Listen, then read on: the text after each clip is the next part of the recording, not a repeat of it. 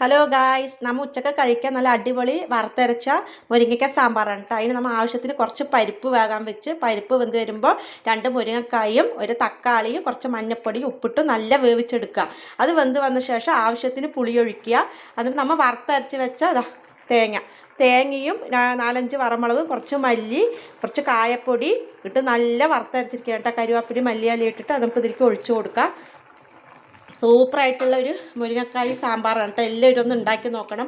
അതാണ്ട് സൂപ്പറായിട്ട് വെന്ത് വന്നിട്ടുണ്ട്. അതാണ് നമ്മുടെ മുരിങ്ങയ്ക്ക, പരിപ്പ്, തക്കാളി എല്ലാം നല്ല വെന്ത് വന്നിട്ടുണ്ട് കേട്ടോ. നമ്മൾ ഇതിലേക്ക് ഒഴിക്കാൻ വേണ്ടിയിട്ട് സൂപ്പറായിട്ട് വറുത്ത് വെച്ചിട്ടുണ്ട് കേട്ടോ. കുറച്ച് കടുകും വറമുളകും കരുവേപ്പില നമുക്കിത് ഇട്ട് കൊടുക്കാം. ഞാൻ ഷോർട്ട് വീഡിയോ ആയിട്ട് എടുക്കണം, അത് കാരണമാണ് കുക്കിംഗ് ഇങ്ങനെ കാണിക്കുന്നത്. ഞാൻ പഠിച്ച ശേഷം ഫുൾ ആയിട്ടുള്ള വീഡിയോസ് ഇടാട്ടോ. എല്ലാവരും ഒന്ന് കാണാം കേട്ടോ.